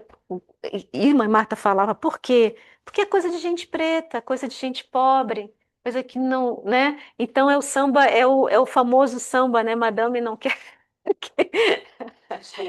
Né? Então você está lá porque é a senzala que está ali, mas que está movimentando e estruturando e sedimentando e formando esse país, né? E são seus cientistas, são seus professores, né? Como Maria Firmina dos Reis, uma mulher preta maranhense, uma das professoras que idealizou a escola mista no Brasil, Maria Firmina. Maria Firmina, ela era escritora, né? Foi autora que a gente fala do primeiro romance Úrsula, mas ela também era compositora, escreveu autos para Boi Bumbá, né? No Maranhão. Então nós temos assim essa população que queriam aniquilados ou escravizados e escravizados sobretudo na mente, porque quando você escraviza a cabeça para que aquela, né, e a gente falando aqui, fazendo esse recorte da sociedade, né, da psicanálise, a mente humana, esse inconsciente humano, é onde estão as nossas maiores prisões, mas é onde também estão as nossas portas de saída, né? E uma das portas de saída que eu vejo é sempre a expressão artística. A arte é uma grande porta de saída, porque a arte ela não precisa ser explicada, né? Ela não tem explicação, ela tem um fluxo de, de, de memória, de sentimento, e ela é posta ali daquela forma, né? Então, a doutora Anísia da Silveira, que foi outra mulher incrível, né? Falando mais de mulheres também, trazendo, né, essa grande médica nordestina. E então, assim, é interessante porque, por exemplo, falar de Oxum é, para mim, esse ano, então, quando recebo esse convite e faço a Bebé de Oxum, é que a representação, quando o Renato me chama para fazer o, a logo do enredo do Império Serrano, ele me fala, Lu, vai ser o tema é Ponciá Evaristo e é uma bebé, porque é o espelho de Oxum, a bebé é o espelho. E o que que é esse espelho? Não é o espelho apenas da uma vaidade, porque a gente também tem uma noção, assim, às vezes, muito de um arquétipo muito superficial. É, é o espelho de Oxum, é o espelho, é o confronto com o seu próprio eu, com as suas sombras, sabe? É o grande mergulho, essas águas de Oxum, nessas águas da cachoeira, é o grande mergulho nesse inconsciente profundo. Ela não está na superfície, ela está muito além. Por isso que existem 16 qualidades de Oxum, desde as mais novas até as mais velhas. Porque eu gosto dessa palavra velho, eu não gosto da palavra idoso, eu gosto de velho, porque eu quero me tornar uma velha. Estou dando caminho. Olha, Velho. Deus do céu. Que é o É. Então, essa, sabe, esse envelhecer, eu falei assim, eu quero conservar essa mente curiosa ao envelhecer como de uma criança, que a criança ela vai me dar essa curiosidade, essa ousadia, essa avidez do mundo, a velha vai me dar, sabe, aquele olhar assim, fala assim, né? É a velha. Você entendeu? Vai! E aí jogar com esses dois lados desse Abebé de Oxum, essa criança e essa velha. Então são 16 qualidades de Oxum. E os orixás, eles são vamos dizer assim, um sistema, né, de compreensão do mundo muito sofisticado. Quando o Elisandro fala o Xangô, não porque falam que Xangô é medroso, mas Xangô, o que Xangô teme, que não teme na verdade, é porque Xangô é o fogo, é o calor da vida tão grande que os eguns, ele não gosta muito de ficar perto dos eguns, é que os eguns são os espíritos, os que já desencarnaram. Então tem sempre Yansan ali ao lado de Xangô, porque Yansan ela vai, Yansan ela vai assim, depois que a pessoa desencarna, mais uma vez a figura feminina, né? Então a pessoa atravessa o rio do esquecimento, né? Inclusive na época quando a gente pensa na Grécia, há também o rio do esquecimento, né? Mas então ela volta essas águas também, essas águas de Nanã, porque Nanã está dentro desse princípio da vida, da criação e também está no final. Ela é o mesmo, esse cordão umbilical da criança, esse fluxo dessa ancestral, de Nanã, né? Ela está no início, é o olho d'água, e aí esse olho d'água que brota, e aí Oxum, ela vai, que é, né? Oxum, ela acolhe, essa criança cresce no ventre, cresce nas águas de Oxum, então ela alimenta essa criança. E aí, quando essa criança nasce, a cabeça, né, que geralmente a criança nasce, o primeiro desponto é a coroa, é a cabeça, é Iemanjá que ampara. Então, por isso que Iemanjá foi muitas vezes sincretizada como Nossa Senhora das Cabeças, né? Iemanjá ampara a cabeça, por isso que é a grande mãe também, né? Os grandes seios de Iemanjá alimentaram todos os orixás. É uma mãe muito generosa, muito cuidadora, tão cuidadora que tem um Itã que fala que Nanã abandonou seu filho, porque ele era muito, tinha feridinhas, e aí ela abandona o Baluaê, né, na beira do mar, e Iemanjá cuida dele. E mais tarde, futuramente, quando ele está moço e ele volta ao terreno de Nanã, também para chamar junto com ele. E no xirê, que é o ritual onde os orixás dançam e eles se vêm à terra, né? Iemanjá, Nanã, Iomolu e Obaluê estão sempre dançando juntos. Mas se nós olharmos também por outro prisma essa história de abandono materno, a gente pode pensar na depressão pós-parto também. E o quanto é importante para Nanã, naquele momento, ao ter um filho, ter esse apoio de uma outra mulher que foi Iemanjá e que acolhe essa mulher e que a ajuda dentro desse prisma, sabe? E de quantas mulheres precisam de redes de apoio. Então, é interessante para a gente ver a sofisticação de um pensamento ou de uma história, né? Como ele é tão profundo, tem tantas outras camadas, e não apenas aquela mais, digamos assim, mais fetichizada ou mais superficial, assim como a gente fala, ah, Oxum, ela se olha no espelho porque ela, pela vaidade, porque ela é linda. Sim, ela é linda, são todos muito belos, mas esse espelho vai muito além, né? Ela é aquela que Oxum, ela tá muito, Oxum é uma grande feiticeira, né? Uma grande feiticeira no sentido de que ela descobre, por exemplo, como o oráculo ele funciona, né? Ela ludibria Exu, e Exu, através disso, ela consegue descobrir o jogo oracular, que é o Meridilogum, o jogo de Búzios. É, Yansan é uma outra grande abá que vai também percorrer a memória, porque contam o Itan de Yansan que ao perder o seu pai, né, que era um grande caçador, ela vai chorar, né? A dor da perda do seu pai, e ela vai então preparar as melhores comidas que ele gostava, ela vai reservar os seus apetrechos de caça e ela vai enterrá-los perto de uma grande árvore. E a partir dela vai dançando e se lamentando, e o vento de Ansan vai fazendo com que outros caçadores de outros territórios ouçam aquele vento de Ansan. Então eles vêm para também honrar aquele velho caçador.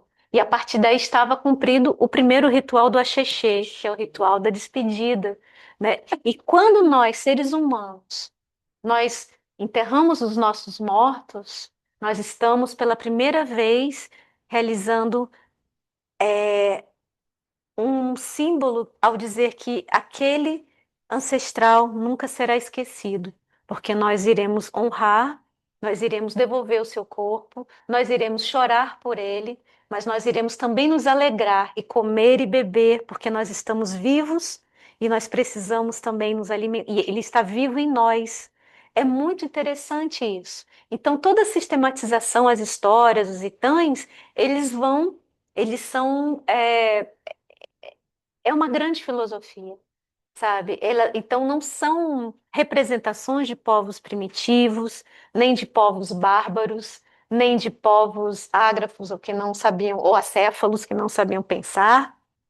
Porém, eles são é, todas essas histórias, elas são símbolos, né? A gente fala da consciência, né, dessa semana e desse mês da consciência negra, eles são reafirmações dessa consciência.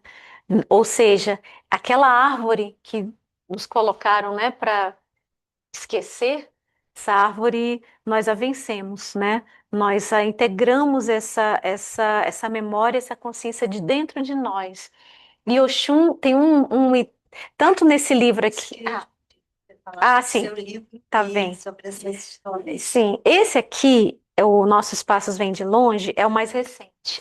esse que está aqui, Pela Nova Fronteira, com uma organização lindíssima da Janaína Sena, que é uma pessoa assim que foi um presente na minha vida. E Janaína me fez esse convite através de uma outra grande amiga, Vanusa, que fez mais uma vez a ponte, mais uma vez as mulheres fazendo grandes pontes, né, de comunicação. E aí a Janaína me fala o seguinte, Luciana, estou organizando um livro chamado Nossos Passos Vêm de Longe, com autoras, está faltando uma autora, é, e a gente queria saber se você topa participar. Eu, claro, com um conto, pode ser ficcional, autoficcional, e eu acho que todo autor, mesmo ficcional, a gente fala também de si, sempre.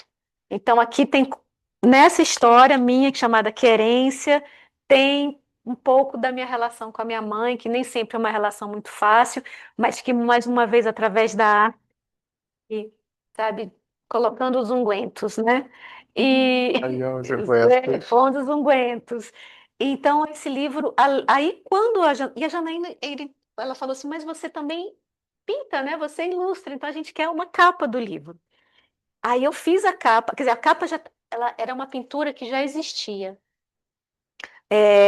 Que essa pintura aqui representa a Yaô, que é a iniciada dentro do culto afro-religioso, né? Então, quando nós vamos nos iniciar, nós passamos por todo um processo de recolhimento, de aprendizado, para depois que nós possamos ser apresentados novamente à sociedade. Primeiro ao Egbe, que é a sociedade interna ali, né? E depois apresentado socialmente, né? Então, talvez esses nossos passos vêm de longe, né? O Yaô, ou a Yaô, ela representa tão bem esse título, né? Ou seja, porque ela vem de muito antes, né? Ela vem de outros tempos. As histórias, elas não são feitas apenas hoje, né? Estou aqui, mas eu também, é minha mãe que fala, é minha avó que está falando, é meu pai que está falando, né? Apesar deles estarem mortos, mas eu falo em que enquanto eu ainda tiver acendido as minhas velas, eles ainda estão aqui, né? Então esse é o último livro, são contos com Nossos Passos Vêm de Longe, com Dona Conceição Evaristo, Eliana Alves Cruz, a Cidinha da Silva, Ana Paula Lisboa e eu, né? Muito Só gente uma boa. honra. É uma honra.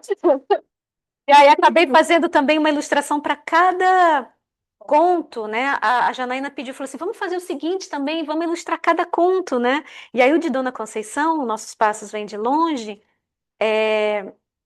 o conto, aí eu fiz, né, também, é sempre muito incrível, porque a partir de um espaço vazio, a ilustração original é em preto e branco, mas a ilustração dos Nossos Passos Vêm de Longe, não dá para ver direito, mas é um símbolo do Sankofa, né, que é aquele símbolo adinkra, né, do pássaro que olha para trás com os pés para frente, ou enfim, ou seja, que é exatamente aquilo ali, você caminha para frente, mas sabendo de tudo aquilo que você já vivenciou e daquilo que os seus ancestrais te conduziram, sabe? É muito importante. E o que eu trouxe também é o Oriquis, é uma outra parceria. Aí é uma parceria linda com o queridíssimo Luiz Antônio Simas. São contos do Simas e contos afro-brasileiros, né? E aí eu tive a alegria de fazer as ilustrações, as pinturas, e foi interessante o processo desse livro, porque foi o seguinte: o enfim, primeiro conto dele, a primeira pintura que eu fiz, eu fui fazendo na sequência dos contos. E a primeira é o tamborzinho de Beji. E o tamborzinho de Beji fala de como os EBGs, que são dois gêmeos, duas crianças, vencem a morte, que é Iku, né? E Iku está assolando aquela, todos os territórios, porque a morte tem fome, a morte sempre tem fome. A fome da morte nunca cessa. Iku come todos os dias, Iku sai todos os dias para devorar, né? Ela é a missão de Iku, porque ao mesmo tempo a matéria de Nanã precisa ser devolvida a ela ao final, né? Foi um dos pedidos que ela fez ao Xalufão. Ela falou: eu entrego a minha matéria a você, né? Mas com a garantia de que ela me será devolvida ao final. Então é por isso que a lama, né, a matéria orgânica, ela é devolvida novamente à terra. E dizem que Nanã então chora muito e essas lágrimas molham e se dissolvem, né, o corpo do ser humano na terra. Então, Iku faz parte desse coletivo, né? Também de vida, morte, continuidade e vida novamente. E aí, gente, foi o seguinte: eu fiz a primeira pintura, que era da morte, com os ibejis, que é essa daqui. E aí minha mãe morreu. E aí minha mãe morreu, e aí eu fiquei paralisada. E aí eu não consegui voltar no livro durante quase um ano. É que o Simas, ele é uma pessoa muito generosa e assim, eu tenho parceiros muito bons, assim. E ele falou assim, você faz no seu tempo. Ele é um babalaô, ele é um homem sábio também. Então, eu falei assim, tudo é no tempo que tem que ser.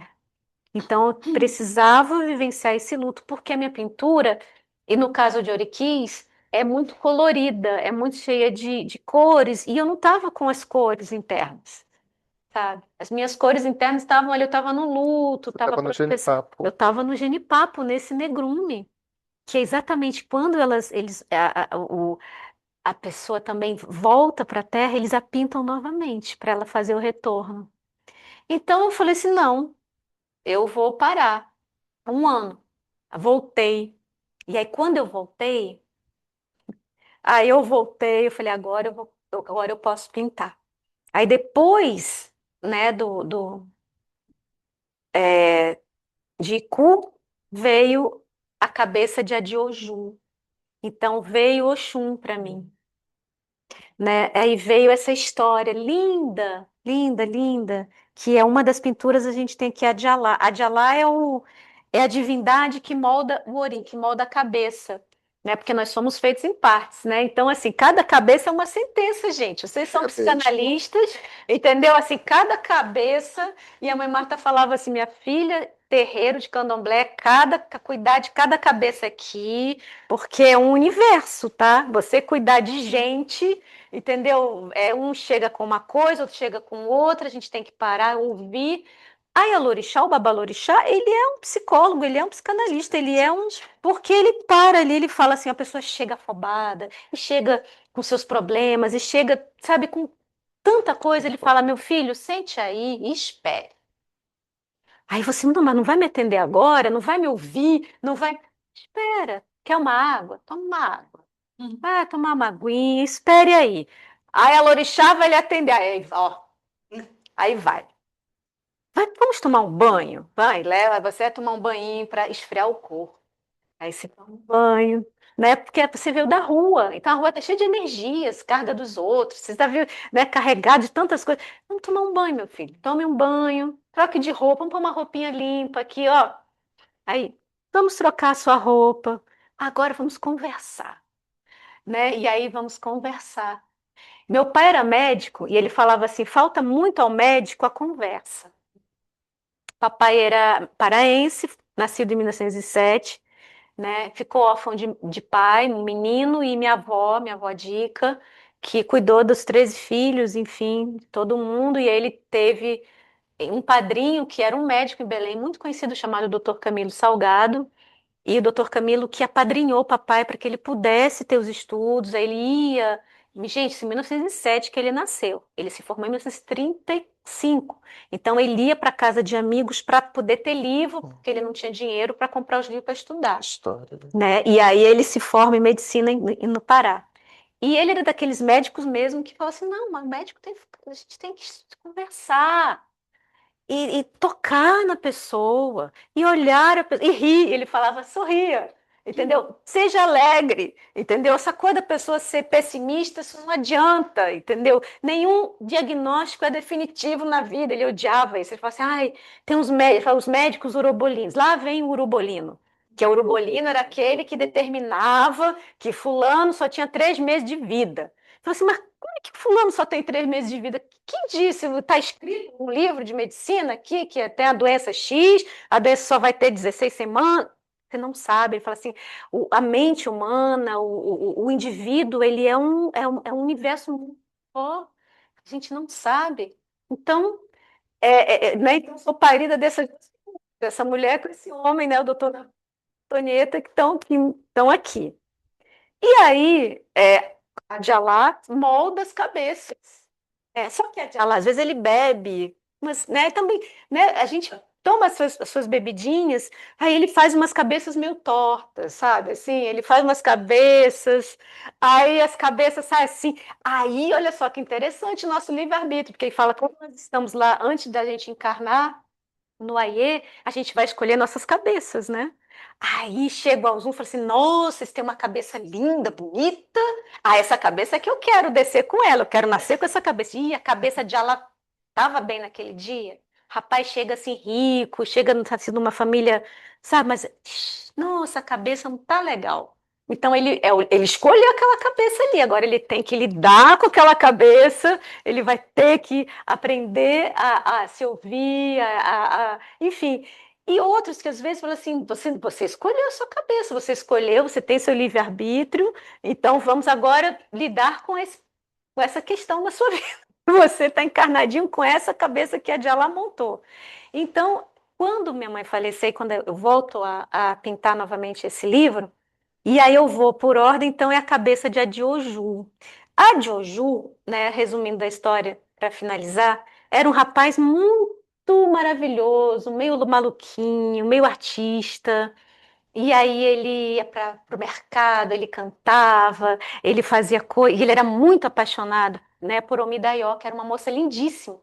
E eles eram um casal que uns casal lindíssimos, só que a mãe da Omidaió falava assim: esse rapaz não é bom para minha filha, não. Esse rapaz tem a cabeça assim meio. A mãe preocupada, né? As mães preocupadas, né? Se não vai ser um bom casamento, gente. Tô achando que esse menino bate bem da cabeça, esse Adioju. Ele é muito feliz, ele é despreocupado, ele canta, ele não é sério. Mas eles se amavam, né? Aí, o que que ela vai fazer? Ela vai pedir ao Oxum, ela fala: Oxum, troque a cabeça dele, eu lhe peço. A minha filha precisa casar. Ele é um rapaz, ele não, né? Ele precisa ser um pouco mais comprometido com a vida, mais sério. Oxum, aí é Oxum, aquela Oxum velha, né? Lá das profundezas. Ela olha, trocar a cabeça. Cabeça, né? Dioju nasceu com uma. Tá, a Dioju dorme, acorda no dia seguinte. Nossa, acordou seríssimo. Estou sério, vá para os negócios. Aí ele começa a desenvolver uma ambição e começa a virar um grande homem de negócios e não dá mais atenção ao Midaió, não canta mais para ela, não é mais aquele rapaz alegre. Ele começa a ser um homem muito circunspecto, muito sério, muito até azedo, amargo, amargurado, e ela não está reconhecendo mais. Eu falo assim: mas eu não estou me reconhecendo mais. E aí ela fala: meu Deus, mas eu não estou lhe reconhecendo. E ele fala: não, agora precisamos, né, casar e eu vou agora providenciar as coisas e vamos ter bens e vamos. Então ele é um outro homem. Ela começa a chorar. Ela fala: meu Deus, eu vou começar a chorar. Esse homem não é a Dioju. E ela chora. Ela chora, meu Deus, ela chora. Essa menina chora dia e noite. Ela não para de chorar. O Midael não para de chorar. Ela chora, chora. A mãe dela fica desesperada. Meu Deus, eu pedi para o Oxum, né, que ele se tornasse um moço mais sério, que ficasse, né, tivesse mais miolos dentro da sua cabeça, avoada, né? E aí ele tá muito sério. E ela, minha filha, não para de chorar. Ela começa a chorar tanto que as lágrimas de Omidaió começam a inundar o vilarejo. As pessoas falam: a senhora não. Ela fala assim: Omidaió está muito triste, está vendo uma inundação. A gente não consegue mais plantar, colher, estamos perdendo plantações porque está tudo inundado de água. Ela não para de chorar. E aí, então, a mãe reconhece que aquela cabeça de Adioju era a cabeça adequada para a filha. Que cada um de nós, ao nascermos, temos uma cabeça adequada a nós próprios, né? E que cada um de nós, então, dentro desse mercado de troca de Exu, dentro, né, de tudo que nós estamos fazendo hoje, cada um de nós tem algo sempre a trocar, a dar e a oferecer. né? E é dentro dessa beleza da diferença, da diversidade, que nós existimos enquanto seres humanos. Nós não somos uns iguais aos outros. Então, a Jojo volta a ser aquele rapaz alegre, e a Midaió para de chorar. E aí, então, finalmente, o seu nome é reconhecido como as lágrimas da alegria, o Midaió, água e alegria, né?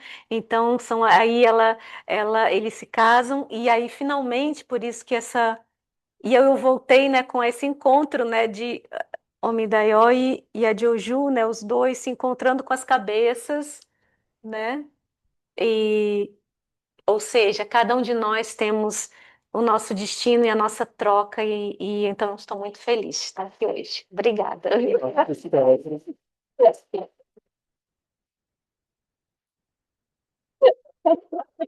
Vamos uma gelada, um tapinho Alguém de quer fazer dia. alguma pergunta para Elisandro e para Luciana? Do Zoom não veio, da sala não tem perguntas até agora. Tá todo mundo bem? Impactado? É, né? Foi para além, né? Obrigado. Obrigada, Cíntia. Então, estamos encerrando. Ah, sim, o oriquis e os dois estão. Acho que eu trouxe 3 oriquis e também. O outro é meu. E eu uso os nossos passos também. É isso. Muito bom. Obrigada, Luciana. Obrigada, Elisandro. Sim, Quando eu sei que a gente queria ficar mais com cada um, é verdade, de verdade. Oxum, ela deu seu jeito, ela deu seu jeito, ela deu seu jeito de se manifestar aqui com a Luciana. E eu estava me lembrando que o primeiro contato que eu tive com a Maia foi a carta para minha filha, que é um livro maravilhoso dela. É maravilhoso, carta para minha filha. E que a outra curiosidade, assim, dentro do que você falou, é que eu passei para o Paulo uma frase de cada uma delas e uma foto de cada uma delas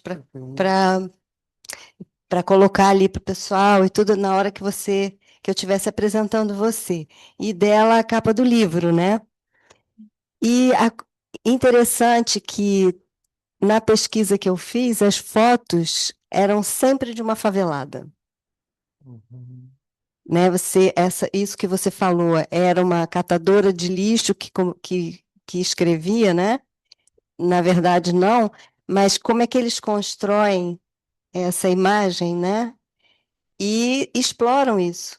Então, eram fotos dela com um pano na cabeça, mal vestida, num lugar assim, cheio de livro em volta, né? E tudo bem que era isso, assim, a realidade dura, mas quando você vai procurar uma foto da Maia, já é uma cantora de blues, né? Então ficou um contraste, assim, que eu queria reforçar o que você falou, da gente ter um cuidado, né, na hora que é mais ou menos caricatura, né, a pessoa. Tá? Foi muito bom. Pegar Obrigada. carona, e também nisso que a Cíntia falou, para pegar aquilo que Elisandro comentou da fala errada, errada entre aspas, né? E conversa muito com essa memória da linguagem do corpo que a Luciana trouxe, né?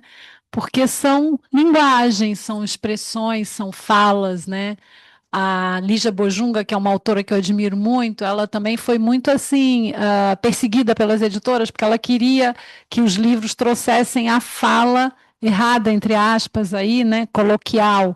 E por isso ela criou uma editora para publicar os livros dela, né, porque ela queria usar o pra, ela queria usar uma regência, uma concordância que não caberiam na língua padrão. Então, acho que é muito bom ouvir de você, Elisandro, que você traz essa memória aí da Carolina, né? Colocando ela no devido lugar. E não tem nada de fala errada, né? Porque a literatura, ela comporta essa linguagem, esse coloquial, esses registros também do corpo, né? Essas memórias das cores. Achei muito bonito, assim, como que a fala de vocês conversou sem vocês, né, terem planejado. Muito obrigada, eu estou assim maravilhada, encantada com o que eu ouvi e muito obrigada mesmo aos dois, Luciana e Elisandro. Honra.